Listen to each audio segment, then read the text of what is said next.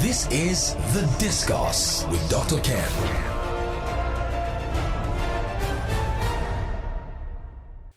What a week we've gone through, and what a day. You know, I was just discussing about weather last week being very sunny, being very clement, and behold, today the rains came down. But it is good, isn't it? Because it has made the weather much cooler.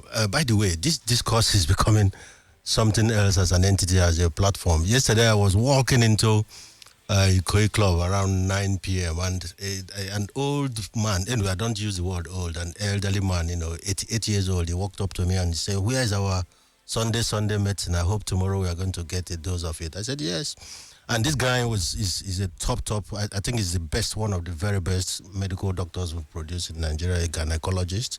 If I mention his name, you would know. At least you can imagine that I've said the Ikoyi Club and our meeting, so you know where Professor Dr. Sagie always relaxes on Sundays. And he said it was his Sunday medicine. And he quite appreciated the topic of last week, which was the challenges of mental health. And he agreed with Dr. Memuna.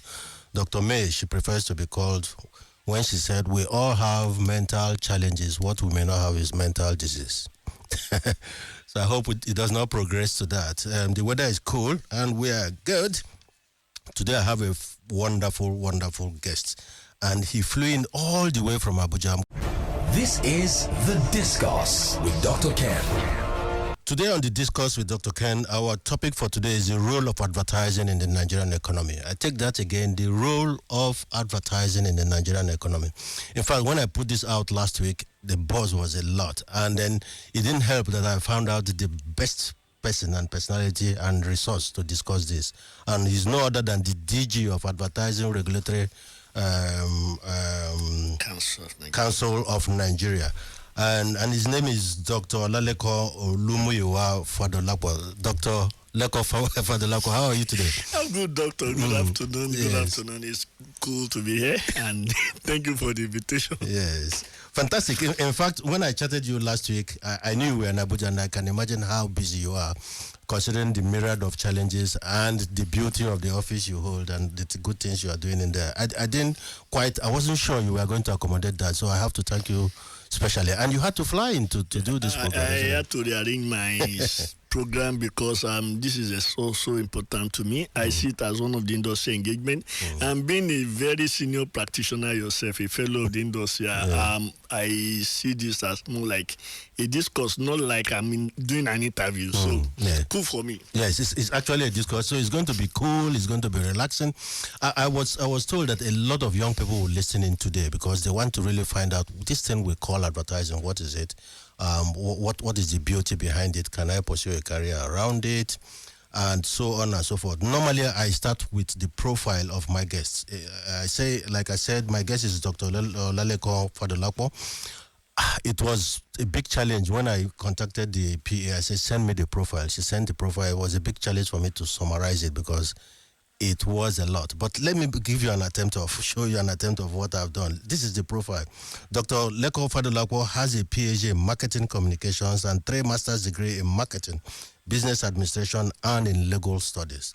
He's a fellow of the advertising profession, fellow Institute of Chartered Accountants of Nigeria, ICANN, and a fellow National Institute of Marketing, NIMN. Dr. FADOLAPO was a member of the immediate governing council of Advertising Practitioners Council of Nigeria, APCON, secretary to the board of directors, Advertising Academy, general secretary, International Advertising Association, IAA, the Nigerian chapter. Leko FADOLAPO was chairman of APCON Corporate Licensing Administration Enforcement Committee and was the chief examiner for APCON Professional Examination Lagos State chapter. He is also an ICANN examiner for whatever you care.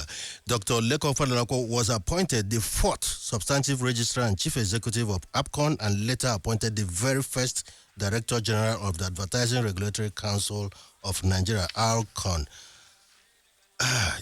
It's incredible, doctor. And I must add too that you are a recipient of several industry awards and I consider you a major resource to the Nigerian conversation. You're welcome to today. Thank you very much. I'm humbled. Thank you, Doctor. Yeah, so now 3 master's degrees. Most people I've invited here have master's degrees, of course, even those who don't have aspirational, but in your own case, 3. And these 3 were in marketing, business administration, and legal studies. And you are, in fact, a chartered accountant. This combination, is it what it requires to go into advertising and practice advertising?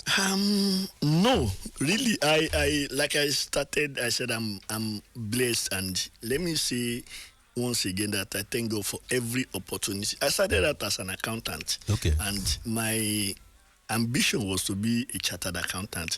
So I've been in the industry for close to 3 decades now. I joined the industry as an accountant, but I'm a restless person that always wants, if I find myself in a new space, I always want to take new learnings up and things like that. So in the course of my work, I had to, if I'm working in the advertising industry, I did economics in first degree as my first degree. Okay. I had economics, BSc in economics. So I wanted to do mass comm. Okay. But going for mass comm, I have to go and do PGD and everything. And I was looking for where I can really get the required knowledge for advertising. So mass comm has limitation. What I want is marketing communication where I can do PR, where I can do advertising. So I now discovered that Babcock University is doing masters in marketing with specialization in mass communication. I mean, with specialization in marketing communication. So that was where and how I started my mass comm. Now, the reason why I did masters in legal studies at LASU, there are issues around administrative law as it affects my job. Then we need to bring so many people and stuff like that. And in the quest of understanding, I can't do LLB. It's going to take me a long time. Okay. So I had to go and study that element of administrative law, which is available at the master's level. Okay. Then normally for you to be a manager, to up your skills, so that was where the issue of MBA came in. So when I finished my MSc Marketing Communication, I felt the need to also there's been one of the problems with the industry is like there's been a divide between the town and gown. And if you are a regulator, you're supposed to be a bridge between the town and gown. You can speak to the 2 spaces, you can speak to the 2 community at the same time. So that was why I had to say, okay, fine, let me also do more research, the knowledge, and build myself. So that was where the capacity building leg came in. And here I am. Okay, fantastic. You know, listeners, I asked that question deliberately because I wanted him to lay to bear the preparation, the how you need to build capacity before you can go into this practice and actually practice advertising. So you've heard it there, because this is one practice, this is one profession that people have relaxed relationship with. So I brought somebody who would have been able, and you can see, lay down what the basic requirements and even more that will help you understand and be able to make a mark and occupy that space. This is The Discourse with Dr. Ken. Dr. Olalekan FADOLAPO. You see, I don't see kids wanting to become admin. You know, this conversation has been going on and on. In fact, last week I visited a family. I met 3 kids, you know, and I asked all of them, what do you want to become? I had things like medicine, law, engineering, tech, computer studies, etc. Is it not quite... It is not quite so with advertising. You hardly hear people from that age say, I want to go into advertising. So does this have to do with the importance or relevance or knowledge of the practice or lack of it? Well, I think for me, we are also trying to push the frontier. It's not only our profession that is caught in this web. So many other professions are caught in this web. 2 weeks ago, if I'm right, I was with the Nigerian School of Marketing of Nigeria at Babcock University. Okay. They are doing a boot camp for students. The whole essence of this is to catch them young, to attract young talents to this industry, because the more we are able to recruit people. Now we are also doing something on our own part we call advertising industry colloquium. There's an annual advertising industry colloquium where we bring the town and gown together, where we have a conversation, we have a mock pitch, and we ensure that schools they will start doing the preparation now, as in the the preliminary stages. The whole essence of this is because advertising by its nature, except you are close to it as a profession. If you tell some people I'm doing advertising, the first thing that comes to mind is it billboard? Yes. Is it? Are you a press? Yes. So there's a lot of things in terms of knowledge around this thing. And again, in Nigeria, advertising is a profession, not a passion. And this is one of the things, you can't just wake up in the morning and say, I am an advertising practitioner. What you have done is illegal. You can't just start into that space. So as an industry, is a regulated industry. As a practice, is a regulated practice. So because of that, what we are trying to do on our own part is to reach out to either the young ones or the people that are already into the profession to ensure that we mop up and everybody within that space can practice ethically. Fantastic, and I'm happy you touched on that, because at some point in this conversation we're going to talk about entry barrier, entry level requirements, compliance, and so on. So we really, bring out what does it take to be a practitioner and what qualifies you to be a practitioner. Because apparently, just like you have I see a lot of people, they bump into me, they say they're estate agent, and I wonder what that meant, So it's becoming like that in advertising. I see a lot of people who run around and they say, I'm into advertising, public relations, everything in together. It's like saying you're into gynecology, ear, nose, and throat, surgery, everything in together. So what I smell there is quackery. But I haven't said that, So I know that advertising delivers basic, in terms of communication. It creates attention, interest, desire, and action. But there's a reason why we create those things, because we create those things because there's hardly any day we don't talk about products, brands, services in our lives. Is it advertising and the effects that it throws up that bring up these conversations? Has advertising helped these brands that we love so much become a member of our family or members of our family? Is it advertising that is working? Well, do you want me to look at this in two contexts? Let me look at it as Nigerian, as our own Nigeria economy. Then let me look at it again from the industry perspective. Okay. Now, let me start by talking about our own economic indices and how this has come to play in Africa. First of all, our own industry is one of the, advertising as it is an economic enabler, which means that it drives the economy. It may not be able to be a single item, but it moves in sympathy with the economy. It is one of those key things that moves the economy from point A to point B. Now, as a country, we are sitting on, maybe, let me put it like this, that we're sitting on a wealth that we really did not make the best use of. Number one. Talking about potential, isn't it? The potential. Now, first of all, Nigeria is the biggest economy in Africa. Okay. In terms of GDP, we have the highest. In terms of the fastest growing economy by indices, we are.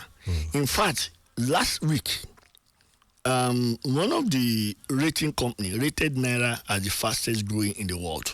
Currency. Now, the second part is in terms of population. We have over 200 million Nigerians that we are, at least the figure that is available, over 200 million. So in terms of economic potential in advertising, it is huge. Because advertising is about market. Market is about size. And so we have the market, we have the size. Now, coming down to our own market too, as an industry, then we have a challenge. With that potential and analysis, we are supposed to be leader of African markets. But unfortunately, we are far from where we're supposed to be. We are supposed to be more like the clearing house of advertising in Africa. if we have the population, we have the economy, we have the GDP, the advertising activities should be centralized in Nigeria. However, that is not the case. If you look at the current size, the South Africa market, if I'm right with what we have on ground now, is like 6 times bigger than Nigeria market. You're talking about the ad spend. Ad spend. Now, if you look at, even we are not in the top 5. Yeah, even Kenya. Even Kenya, you can imagine. Now, Kenya. let me even give you another shocker. In terms of internet penetration, Nigeria has the highest number of internet users. In fact, it's so bad that the number of internet users in Nigeria is more than some countries' population. And those countries, their market size of advertising is bigger than our own. You now wonder what is happening. It's a contradiction.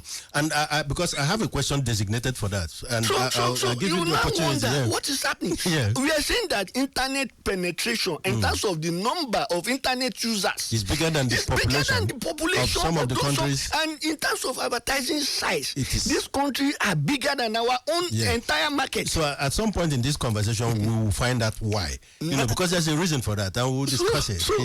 So, Doctor, you now see where we are. Now, this is a major concern for us. Because ordinarily, economic activities are built around market and population. Yes. So there are lots of leakages in that sector. That is on one part. We will come back to that. Okay. Now, I had a privilege of having, because of my previous appointment, position, I was with one of the CMO and of one of the telco some years ago, and the telco CMO with some of my ogas, we were in a meeting, and the telco CMO was saying that the Nigerian economic activities defiles United Nations statistics, and so they were having problem, and he was explaining to us. He's talking about projections, isn't it? Projection. So he was telling us that when they were coming into Nigeria, they were working with the projection of the United Nations that the poverty level is like very high, and when people are living below $1 per day, so because of purchasing power should be weak, and so like that. So when they came, they were working on that, and their plan was built on that. But when they now came in, they now discovered that the so-called low-end people, they are using, like somebody selling all this mixture of agbo and all those things. The bread seller, they'll be using 2 lines with 2 phones. So that actually crash their system, meaning that even the projection does not work. So the thing that brought to mind was that we are, when it comes to the market, you see one person using 2 SIMs, using 3 lines. So that really caused a lot of disruption in there. So there is a huge market opportunity in this space. Now, advertising has built brands from ground zero to ground 100 to optimal level. And advertising is very key. Now, in terms of looking at it from advertising, we have the primary beneficiary, we have the secondary beneficiary. The industry is the primary beneficiary. It creates job, it creates opportunity, it creates employment. That is even the industry. Now, I was also in another meeting where I was telling some of my colleagues, Director General, and some other media owners, what we do as a regulator is not even more to our own benefit. If we have a stability in the Nigerian advertising industry, it has a multiplier on the entire economy. Look at it, for example. Let's say the advertising industry spend, let's just postulate to say it's 100 billion. Now, that 100 billion is 20% that goes to agency. The remaining 80% will go to the media owner. So if the media owner are not supporting the advertising industry, then the media industry will suffer. Now, this media industry is divided into two. We have the online, the new media, and the traditional. You have the print, you have the broadcast, and you have the out of home. So you can imagine the number of people that are engaged within this sector. You can imagine the level of investment in that sector. So it comes down to us that whatever we are doing to grow the industry, we are not doing it in our own primary immediate benefit. Now look at the advertiser too. Whatever you are talking about, growing their business is built on advertising. Moving it from ground zero to ground optimal level is also a responsibility of the advertising industry. So that is why we must always be alive to our responsibility and ensure we keep pushing the frontier. If not, it's going to have a negative effect on the entire economy, and it may be a very, very devastating one. Yes, great. I'm happy you've extracted it as even better than I could have done myself, because this debate has always been there. We'll go on a break soon, but this debate has always been there about the relevance of this practice. In fact, I've sat with a lot of marketing directors, a lot of managing directors in the last 5 years, and they've queried the relevance of advertising. In fact, one told me that that is a downstream conversation for him. You know, when I told him about advertising and the need to pay attention and the need to support and the need to give it the right place it has in the economic discourse, and he said it's a downstream conversation. This is The Discourse with Dr. Ken. One of those marketing directors, you know, he took me on a debate and he said, yeah, I see the importance and I see the trajectory this practice has gone. And when I mean practice, I'm talking about advertising, but he told me to my face, it is still a downstream conversation. Why did he say so? He likened it to an oil and gas, the oil and gas industry. And what did he say? You see, in the oil and gas industry, the upstream is geology. You know, you find the crude. The midstream is refinery, which is petroleum engineering, where you refine. Then the downstream is the petrol stations. And the petrol station, his argument is that you don't necessarily need to be in oil and gas or be an expert or petroleum engineer, geologist to own a petrol station. He said that is what advertising has become recently, because a lot of people in that cluster in the practice do not quite understand what, or if they understand it, they don't have what it takes to have a conversation around the relevance of economy and management today. What is your take on that? Is it a downstream conversation or an upstream conversation? I think for me it's upstream conversation, not downstream. Okay. There's all professions across the world, in all economy market, even in Nigeria, always have their own challenge. Or challenges, and this is one of the challenges we have. Now, you can look at the journalism, for example.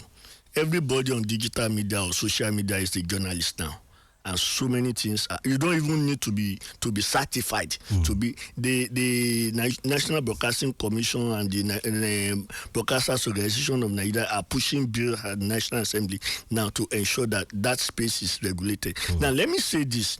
First of all, advertising is a profession. Okay. A legalized profession. Yeah, there's need to emphasize that, yes.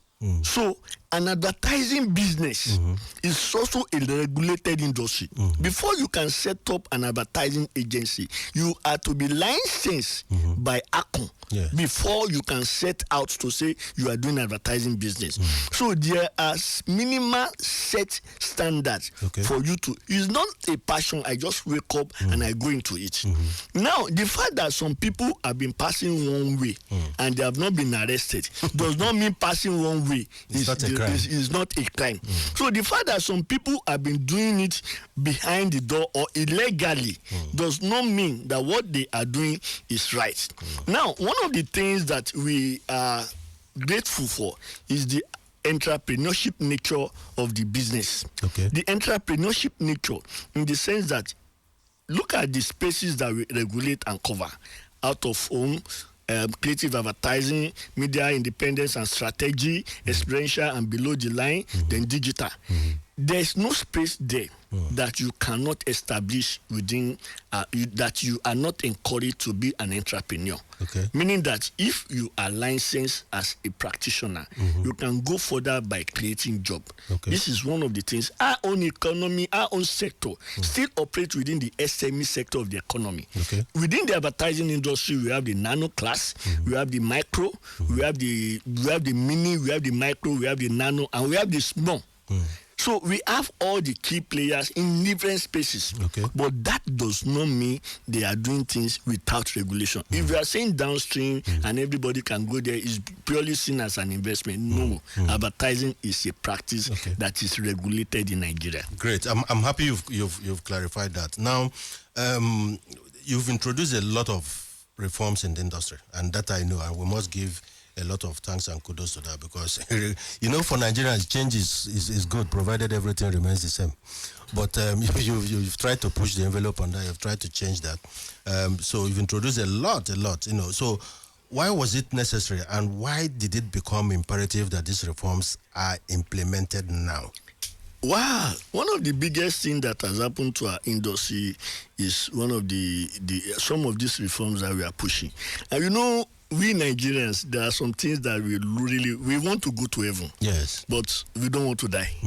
But when it comes to going to heaven, we really want to. We always want the best. But when there are rules and regulations, one of the few things we start is by complaining about all this.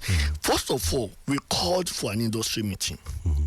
And we told everybody there is need for us to change the way we do business. It should be equal partner, respected stakeholders, ethical practice, code of conduct aligned with.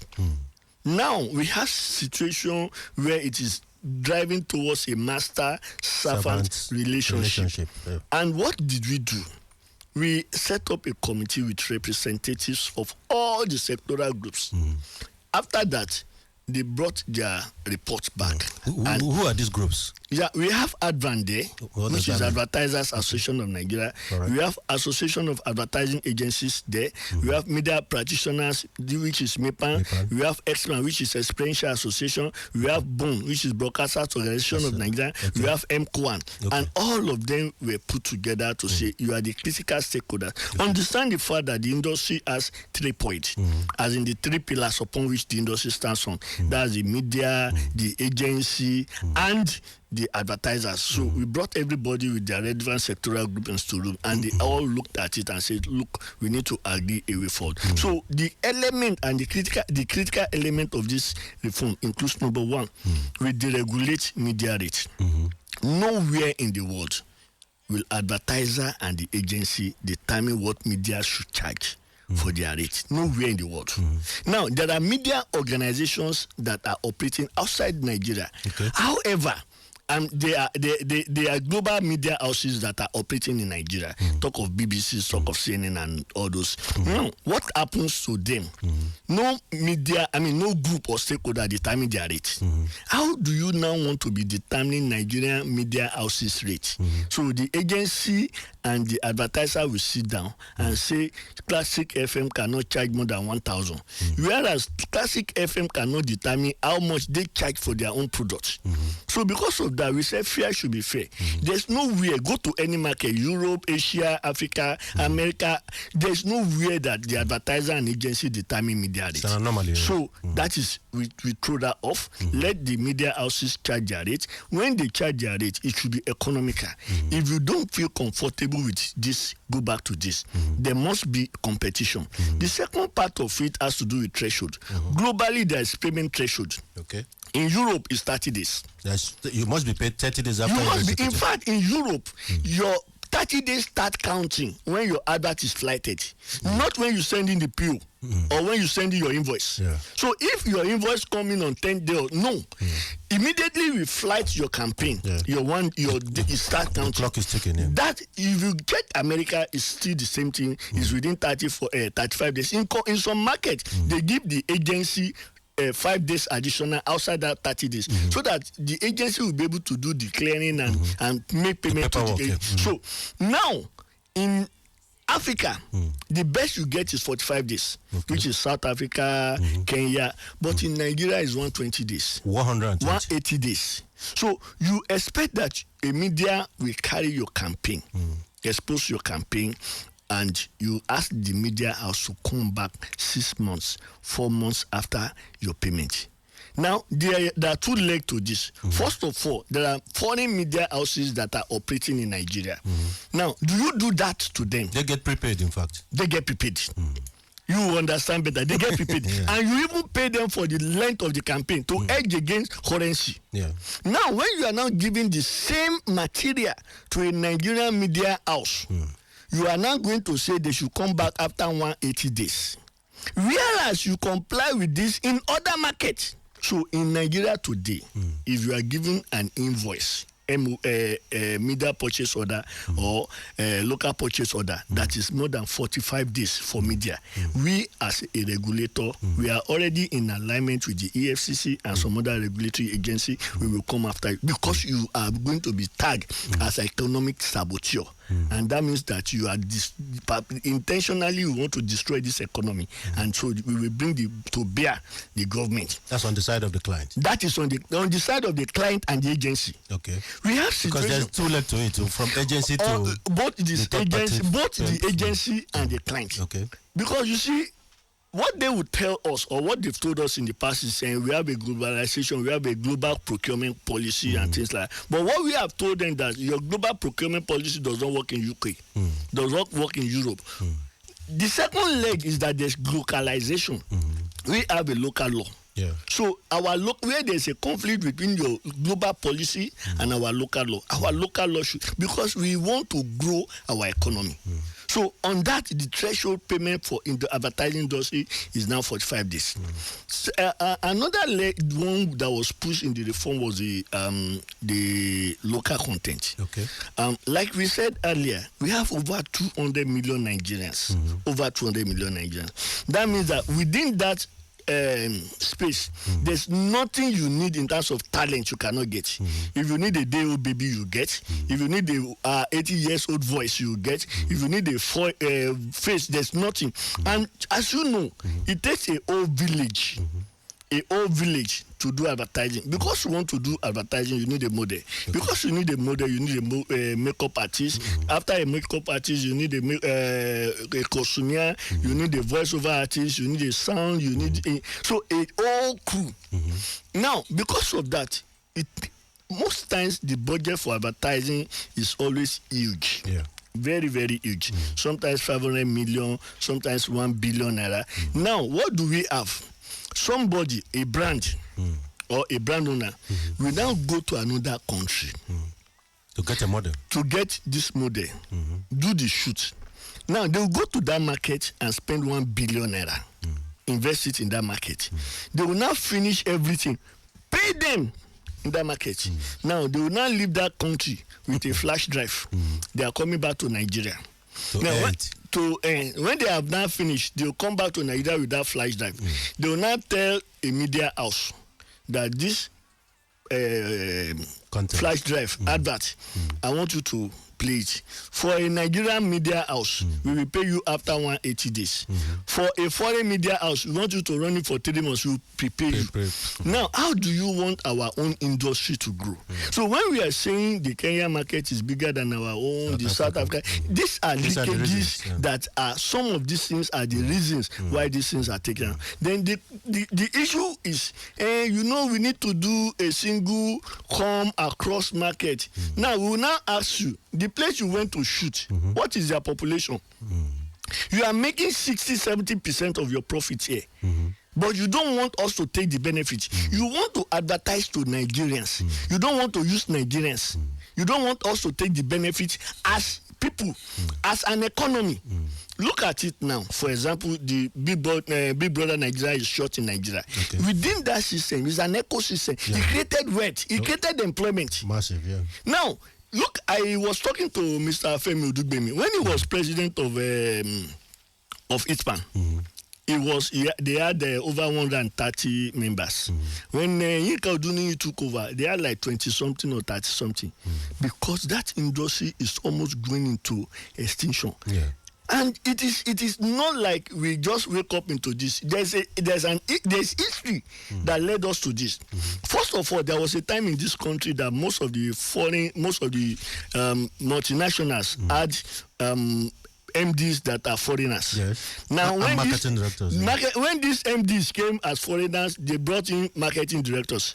Then, when the marketing directors came, they started demanding from the agency foreign creative director. So there was a time in this industry, practically all the agencies now started hiring foreign creative director. Now, when this foreign creative director came, they started condemning the shoot that was done in Nigeria. As substandard. They are this, they are that, they are that. Whereas we still have memorable adverts that were done in that even they still resonate with people till up today, to now. and they were done 20 years ago. And they were done several years ago. So now what did we have? We have a situation whereby those foreign creative directors started demanding that they take those shoots to either their country or they started doing it outside. So when this same again, we had to stop it at a point, and we need to ask them, because we did a study and we discovered that most of these creative directors, they came into Nigeria with a visiting visa. Some of them, they don't even have a work permit. So we need to set a standard and say Nigerians are losing job. Before you can employ or engage a foreign creative director, you need to seek approval from us. And when you are seeking that approval, you will attach the person's documents, including the immigration permit, the work permit, and everything. And after that, all those things stopped. Now we don't have that case for foreign creative director again.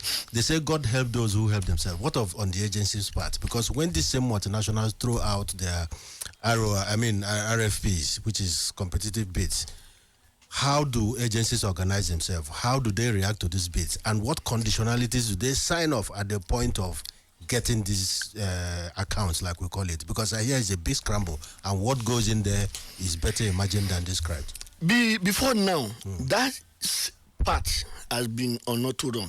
Okay. To the extent that it's more like an animal kingdom. You fight, I fight, you bite, I bite, and things like that. But you see, one of the problems, and that is one of the reasons you've had pushback. You know, when people throw shit, if you read the paper, practically everywhere you see somebody bashing me or bashing Akko. We are getting used to it now. The thing is that we need to set standards and protocol for that, so that we can have sanity.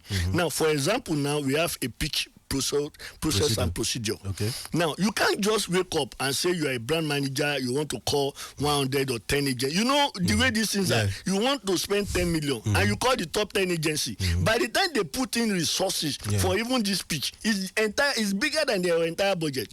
So what have we said? If we are going to call a pitch in Nigeria of today, there's a pitch process. If you want to call a pitch, first of all, you call for profile pitch. Profile pitch means the agency must send out what they have done, their profile to you. After the profile pitch, you can now invite them for either meet and greet or do a facility tour. So during the meet and greet, you should be able to assess this and this, and this is what I want, or a facility tour to even see Now, after that, you can now decide to call for a creative pitch or a strategy pitch. Now, if you are calling for a creative or strategy, you must be ready to pay pitch rejection fee. For every agency that appears, they must be paid minimum of 1 million naira pitch rejection fee. So if you invite 5, then you appoint 1. The remaining 4 people will be paid pitch rejection fee. That pitch rejection fee cannot even be equal. Did you say 1 million naira? 1 million. In the context of today, are we about to review that? Where we are just keeping to that because this is more like a deterrent against scrubulous. Why ask that? Some multinationals can pay the 5 million for 5 No, we said minimum. Because for them it's hygiene. No, we said I can tell you there are some organizations, multinationals, that even paid 5-10 million. very responsible people. Okay. In fact, let me also commend some advertisers. You know, we were saying that 45 days. I know of today because I have a plan view of the industry. Some advertisers are doing 30 days. Okay. That is their global standard, and they adhere to it. So even while we are saying that 45 days in Nigeria, I can tell you for free. So I want to shout out to those advertisers that are supporting the Nigerian economy and the Nigerian advertising industry. So even when we say the minimum pitch fee is 1 million, I can tell you for free. I don't want to start mentioning. There was a telco that recently did and had to pay people far more than that. They said that's their standard. Now the second one I want to speak about is what we call disengagement protocol. Now disengagement protocol involves how you disengage your agency.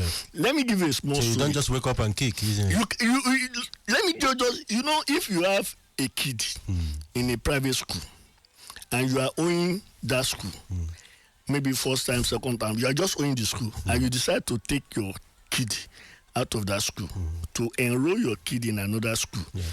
You know, the school that your kid left can go back to the new school and say, this person is owing me. And because of that, you can throw out your kid. Yes, or not accept. Yeah. I know that in accounting, as an ICANN member, as a chartered accountant, if you are going to change your auditor, there's a procedure. Yes. But before now, in the advertising industry, there's nothing like that.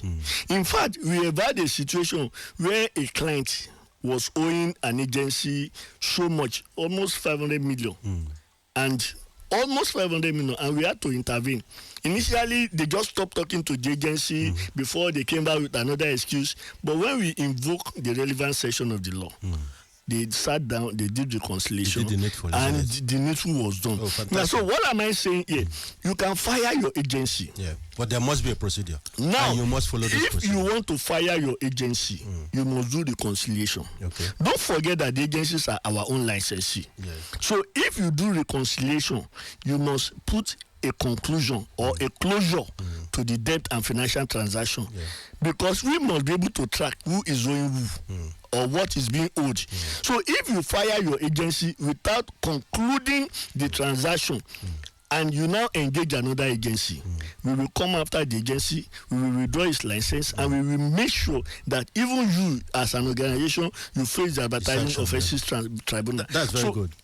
Because of that now, so many sanity are coming up. You know, you cannot just pick up and wake up and throw one agency out. What do we have before? You owe agency A 500 million. You move to agency B, C, B 500 million. You move to agency C 500. Before you say this same organization will have taken 2 billion in service and in value, and they will declare profit. And you will not even see them in their payable. So these are some of the things that are coming to the industry, and really there are pushback, but we are also pushing forward. This is The Discourse with Dr. Ken. Most of the advertising spent in Nigeria come from the FMCGs. And when I mean FMCG, of course, for the listeners, it's fast-moving consumer goods and the multinationals. We know that they are in turn struggling today big time. You know, cost of production, cost of sales, pricing, revenues, profit. A lot of them, because they have fixed costs, you know, will have situations where the cost of sale is running ahead of revenue, which is a predicament. So when they suffer, the ad agencies suffer. How much of a challenge is this to agencies in the reality of today? Really, the economy is bleeding. Trust me. And this is not peculiar to our country alone.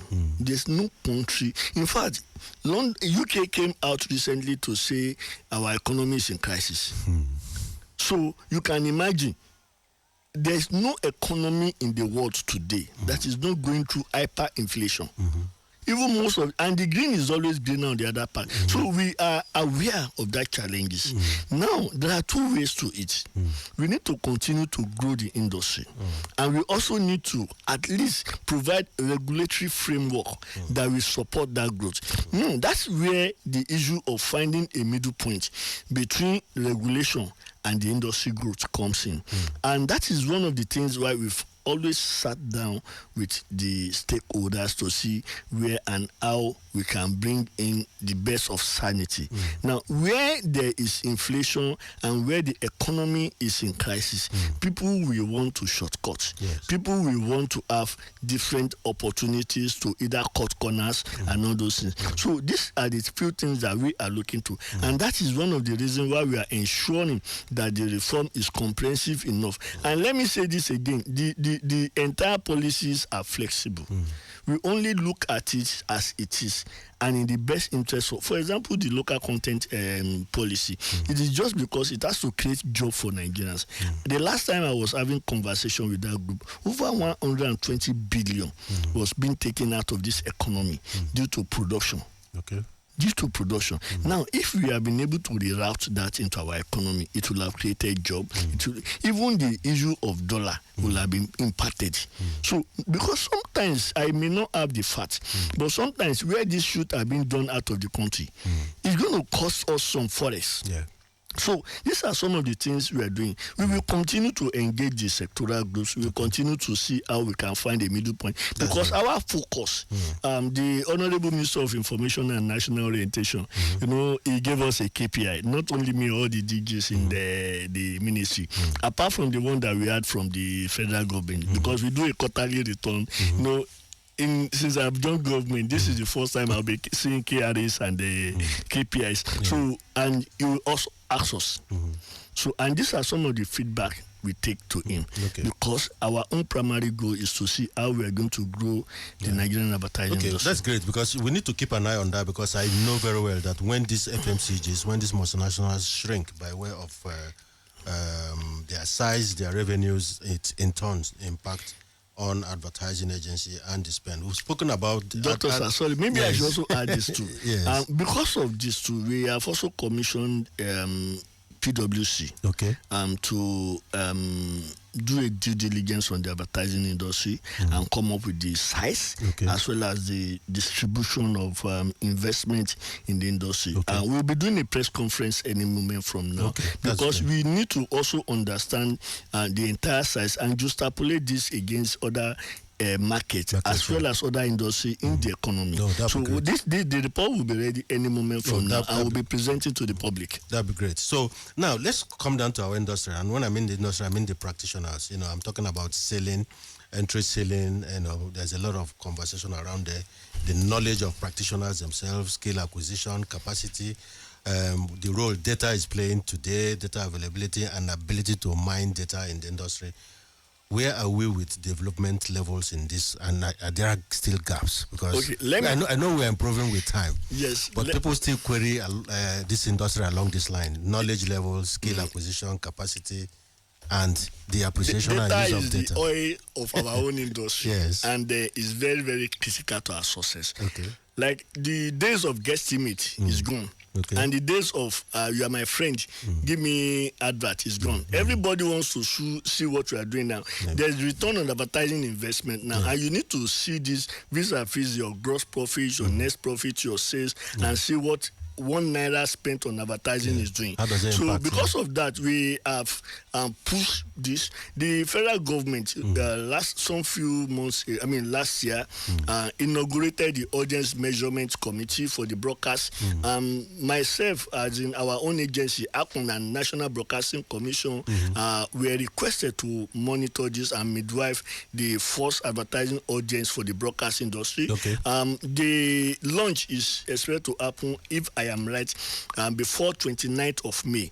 So they are going to do they've done their pilot study, Geopol is their consultant, and they have done everything, and we are on that. I'm sure a lot of our listeners will be wondering where and what is the role of PR in the whole of this conversation, because people who are not in this practice, they confuse this matter. They think anybody who is into advertising is equally into PR. But there are two bodies regulating those two practices. So, for the benefit of listeners, there is PR and there's advertising. And what is the difference? Well, advertising is completely different from PR for people that are professionals in these two spaces. In Nigeria, the body that regulates public relations is called Nigerian Institute of Public Relations. Yes. So that's NIPR. But for for ACON, we regulate advertising practice. Yes. So the core of advertising has to do with the creative leg. Yes. In fact, let me even go down the memory lane a little. Sometimes all we have is where services of agency are warehoused within one structure. Agency of record. And we call it traditional agency. Yes. But like 25 years ago, it was democratized. It was deregulated. and so we have unbundling of skills within the advertising family. So when this happened, the media people who used to be maybe the low end of the traditional agency became the investment bankers. No, we did not want to be called media people again. We are now media planning and strategy people. We are not just cut and paste. In fact, some say they're investment bankers. So now we have MIPAN. Yes. So if you are talking to somebody and you say, "What are you doing?" I'm doing media independent. The man will ask you, what is media independent? So and again, immediately after that, the experiential people left and said, "We are not member of the traditional advertising family. All we just want to do is below the line. Anything below the line, experiential, direct marketing, and even within us as advertising, we are suffering serious unbundling." I was talking to, because of my academic qualification. Sometimes I find myself in the academy, in the family. I was telling some of them that what you are doing now in this industry, it has happened like 3 decades ago. Now you see recently the NUC and the MBT unbundle Mascom and decided to bring advertising out as a course. I told you, I was telling them that look, even advertising itself currently, the account planning people are telling us that we don't want. Some people will tell you, I am not going to do creative for you. But when you bring your creative, all I want to do is, what is your budget? I will tell you what will get you the highest eyeball and will get you the highest share of market. Do you want to be top of the I don't want to be involved in your creative. Some even specialize in just doing strategy. That's what we tell you they do brand consulting. So it's a huge thing. If we start that discussion. We are going to have a 2.0 at some point that we'll talk about the consultancy part of this business. Some call it today consumer consulting.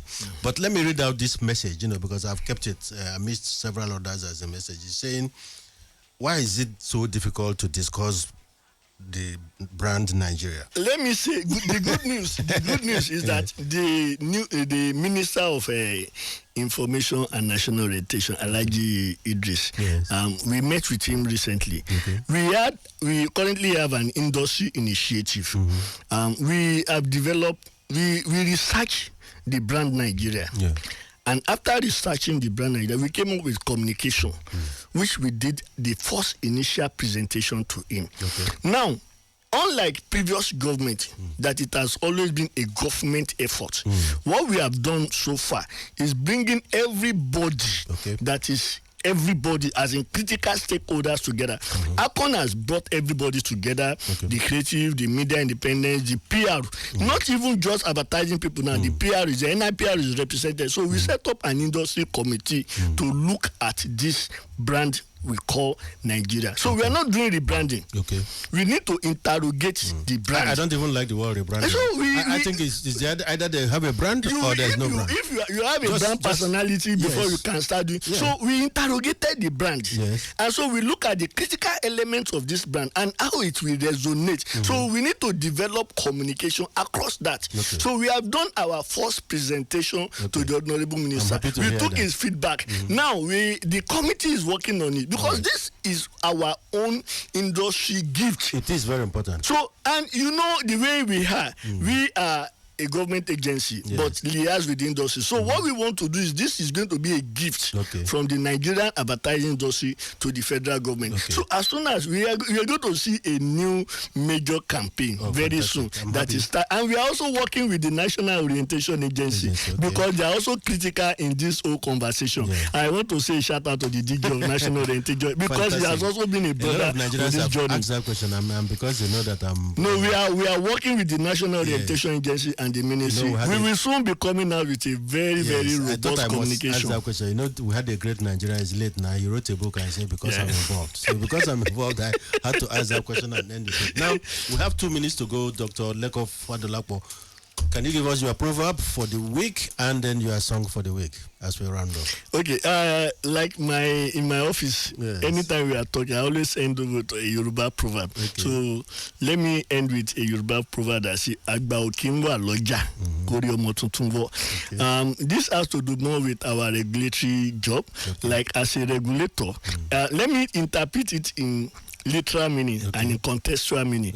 Now, literal meaning Agba Okinwa Loja Kori Omo Tuntun Wo means that the adults cannot be in the market and you will not place the head of your child very well. Yes. So because the adult will see you as a mother and placing the head of your child abnormally, we want to you are related to her, you are not related to her, she will intervene because she will not allow you to just allow the boy or the girl to suffer because of. So that is the literal meaning. The contextual meaning simply means that there cannot be an adult in an environment and allow chaos to reign. Now, we as a regulator, our own role is to moderate, to ensure that there is sanity in the environment. We owe the government responsibility to grow the industry, create employment, and grow. We owe the industry a responsibility to promote ethical advertising. Notwithstanding that they were going through challenges, we must make sure that the standards are set so that everybody can know what is right. And where there are people that are violating, we can bring the law to bear on them. Thank you very much, Doctor. Fantastic. You see, this is why Nigeria is powerful. This is why Nigeria is big. And in fact, I hear that in the Southeast we have a similar adage or proverb, because, the goat is normally tied to a tree via a rope. And the goat, being a goat, has tendency of running around, and at some point, the rope goes around the neck of the rope. So the Igbo say, are you going to sit there and watch this goat commit suicide? That an elder never sits down and watch a rope in the second time commit suicide. So it's very similar to that. So your song for the week, Doctor? We are the world. We are the world. So listeners, it's another very good episode, I reckon, of the Discourse with Dr. Ken. Next Sunday, we'll bring you another way. During the week, we are going to promo it. We are going to introduce that topic. We thank Dr. Olalekan FADOLAPO for his time, for flying in to attend the Discourse with Dr. Ken today. Have a fantastic week ahead of you. Bye. And that's it on the Discourse with Dr. Ken.